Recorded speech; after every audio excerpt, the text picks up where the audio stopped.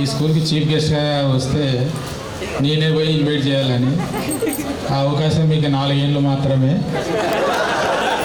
తర్వాత నేను రిటైర్డ్ అవుతాను, నేను ఉన్నాను. కాబట్టి ఈ 4 ఏళ్ళు ఏం ట్రై చేసుకుంటారో ట్రై చేసుకోండి.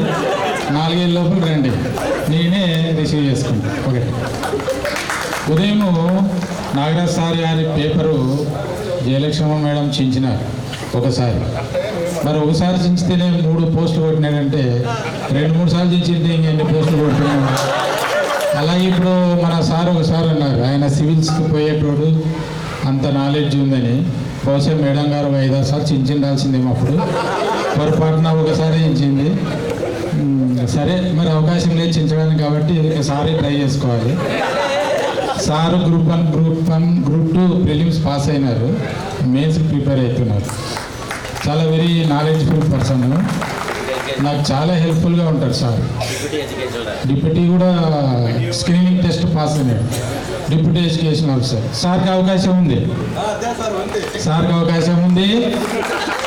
వితిన్ 4 ఇయర్స్లో మళ్ళీ mains deputy education officer mains conduct చేస్తారు.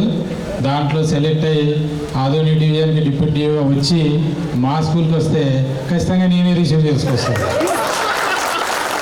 మన నాగరాజ్ సార్కి రిక్వెస్ట్ ఏంటంటే, మన సార్ డిప్యూటీ అయితే మనకు కూడా సంతోషమే కదా, మన స్కూల్కి రానవసరం లేదు, మనం ఇంట్లో ఉండి కూడా అలా సాధనవచ్చు. కాబట్టి అవకాశాన్ని మనము నాగరాజ్ సార్ నాకు ఇవ్వాలని కోరుకుంటున్నాను.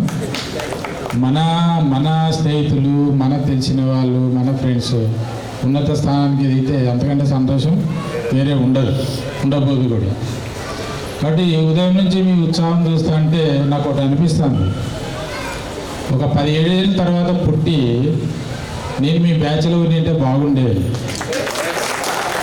పొరపాటున 17 ఏళ్ళ ముందర పుట్టి మీ బ్యాచ్ మిస్ అయినానేమో అని. అంత ఉత్సాహంగా ఉన్నారు, అంత ఉల్లాసంగా ఉన్నారు, అంత కోఆర్డినేషన్తో ఉన్నారు ఒకరికొకరు.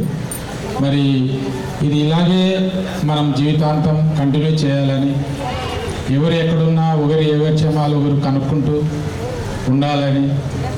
ఉదయం నాకు 2 ఫేసులు తెలిసింది, ఒకటి మా నాగరాజ్ సారు, ఒకటి మన అన్న సురేష్ చౌదరి గారు. ఈ 2 ముఖాలే నాకు పరిచయం ఎక్కువ. కానీ ఇప్పుడు అందరూ దాదాపు ఎమ్మెల్యేలో అక్కడ ఉన్నారు, శిల్పాలు ఎవరో ఆయన పనిచేస్తున్నారు, తర్వాత మల్లికార్జున హోటల్. సో మనం ఎక్కడ పోయినా ఒక ఐడెంటిఫికేషన్ అనేది వచ్చింది ఇప్పుడు మనకి.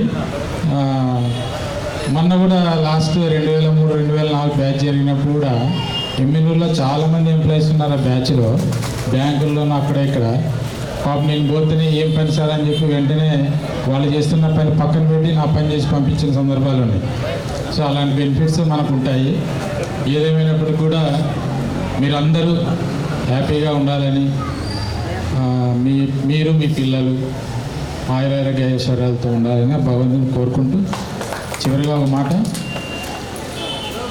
పిల్లల చదువు కోసం ఎంత ఆస్తినైనా అమ్మండి, పర్వాలేదు. కానీ ఆస్తి పోగు పెట్టి పిల్లల చదువు పాడు చేయటం. ఎందుకంటే మనము ఎంత ఆస్తి పోగు పెట్టినా పిల్లోడు, మన అబ్బాయి కానీ అమ్మాయి కానీ ప్రయోజకుడు కాకపోతే మనం ఎంత సంపాదించినా వేస్ట్.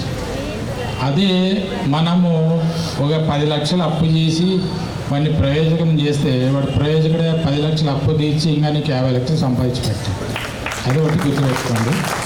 తర్వాత మీరు మా స్కూల్కి ఒక ప్రింటర్ ఇచ్చినారు, ఒక సిపిఈ ఇచ్చినారు. మీకు అందరికీ కూడా మా స్కూలు స్టాఫ్ తరఫున మీకు కృతజ్ఞత తెలుపుకుంటున్నాను. ఇక్కడ నుంచి ఆ ప్రింటర్లో ప్రింట్ తీస్తే ఆ పేపర్లో వచ్చే ప్రతి అక్షరంలో మీ ప్రతి ఫేస్ని చూస్తామని నేను ఆశిస్తాను. కనపడతాయి మీ ఫేస్. ఆ విధంగా మీరు మరి స్కూల్కి అవసరమైనటువంటి వస్తువే ఇచ్చినారు, దాన్ని ఎల్లవేళ మేము యూజ్ చేసుకుంటామని. అందుకు మీకు అందరికీ ధన్యవాదాలు చెప్తూ ఈ అవకాశం ఇచ్చిన